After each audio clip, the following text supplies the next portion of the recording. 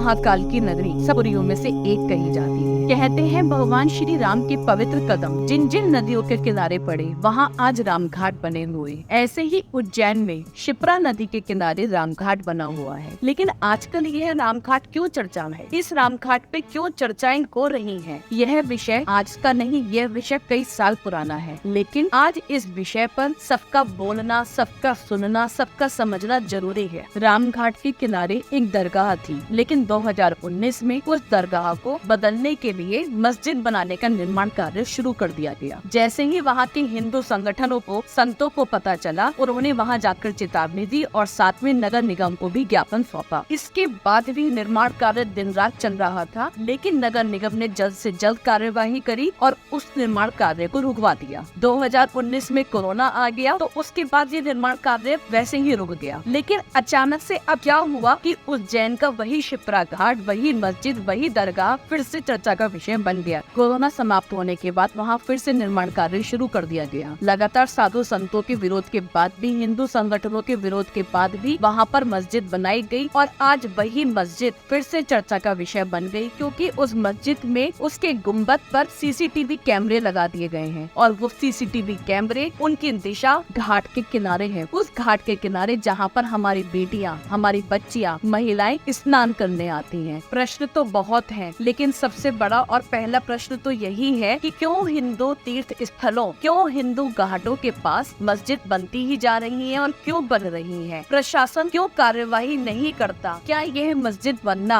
अवैध मस्जिद बनना सही है? आखिर ऐसे कौन से नेता, कौन से कार्यालय, कौन से प्रशासन है जो लगातार इस अवैध निर्माण को वैध करार देने में लगे हुए? इसके साथ ही मैं उन स्थानीय नागरिकों पे प्रश्न उठाना चाहूंगी जिन्होंने रहने दो, जाने दो, क्या फर्क पड़ता है वाले एटीट्यूड के साथ इस मस्जिद का अवैध निर्माण होने दिया। जितना प्रशासन जिम्मेदार है, जितने वहाँ के नेता जिम्मेदार हैं, जितने वहाँ के कार्यालय जिम्मेदार हैं, उतने ही जिम्मेदार वहाँ के स्थानीय नागरिक भी हैं। उन्होंने उसी रहने दो, जाने दो एटीट्यूड के साथ अपनी बहू बेटियों को, अपनी बच्चियों को उस घाट पे जाने दिया और वहाँ सीसीटीवी कैमरे में उनकी वीडियो रिकॉर्ड होने दी। उन्होंने तभी क्यों आवाज उठाई जब उनको पता चला कि उस सीसीटीवी कैमरे में हमारी बच्चियों की, हमारी बेटियों की नहाने की वीडियो रिकॉर्ड हो रही है। आखिर क्यों उस मस्जिद में वही सीसीटीवी लगे जहाँ पर घाट पर बच्चियां और बेटियां नहा रही थी? क्या वहाँ के विशेष समुदाय के लोग सिर्फ वही वीडियो रिकॉर्ड करने के लिए आ रहे थे? ये हम हिंदुओं को समझना चाहिए। ये एक साजिश है, एक जाल है जो हमारी बहू बेटियों के लिए बनाया गया था और बनाया हुआ है।